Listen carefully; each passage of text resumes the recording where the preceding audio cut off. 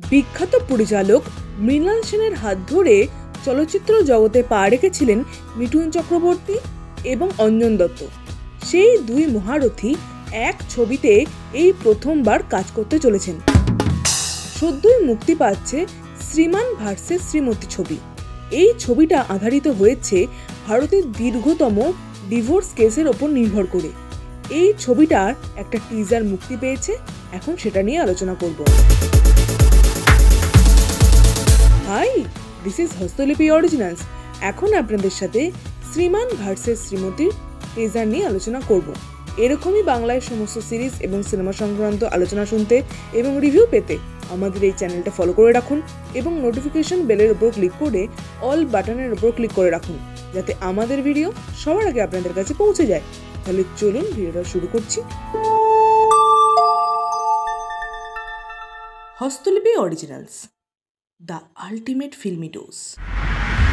প্রতীক্ষিত বসু পরিচালিত শ্রীমান ভার্সেস শ্রীমতী ছবিতে অভিনয় করছেন মিঠুন চক্রবর্তী, অঞ্জন দত্ত, অঞ্জনা বসু, পরমব্রত চট্টোপাধ্যায়, এছাড়াও মধুমিতা সরকার, বিশ্বনাথ বসু, এছাড়াও আরও অনেকে। ছবির টিজার দেখে যা বোঝা যাচ্ছে, এই ছবির গল্পটা ভারতের দীর্ঘতম ডিভোর্স মামলার উপর নির্ভর করে আধারিত। সোজা কথা, একটা রমকম ঘরানার কাজ হতে চলেছে। অভিনয় প্রত্যেকেই যে দুর্দান্ত সেটা বলাই বাহুল্য। মিঠুন চক্রবর্তীর যে মেটা ডায়ালগটা রাখা হয়েছে সেটা ভীষণই ওয়ার্ক করছে এবং টিজারের শেষে প্রজাপতি ছবির রেফারেন্স দিয়ে যে ডায়লগটা রাখা হয়েছে সেটা বেশ মজা দিচ্ছে। এছাড়াও অঞ্জন দত্ত এই ছবিতে যে ফাটিয়ে দেবে সেটা আর বলার অপেক্ষায় রাখে না। অঞ্জনা বসুকে অনেকদিন পর বাংলা ছবিতে দেখে বেশ ভালো লাগছে। ব্যাকগ্রাউন্ডে ইমন চক্রবর্তী আর রূপঙ্কর বাগচির একটা গান হচ্ছে, সেটা বেশ ভালো। আর পরমব্রত মধুমিতার চরিত্রটা যে কি সেটা আমি বুঝতে পারিনি। সত্যমকে দেখা গেল, তাকে বেশ প্রমিসিং লাগছে।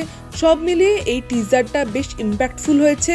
ফ্যামিলি অডিয়েন্সের জন্য এই ছবিটা কিন্তু ভালো লাগবে এবং এই ছবিটার মধ্যে যেহেতু কমেডি আছে, বাঙালি দর্শক কিন্তু এই ছবিটা লুফে নিতে পারে যদি কমেডি তাদের মধ্যে ওয়ার্ক করে। সব মিলিয়ে এই টিজারটা ঠিকঠাক লাগছে।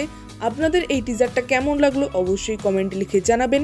মিঠুনকে আর অঞ্জন দত্তকে একসঙ্গে দেখতে আপনারা কতটা এক্সাইটেড অবশ্যই কমেন্টে লিখে জানান। আর আমাদের এই ভিডিওটা লাইক করতে মিস করবেন না প্লিজ।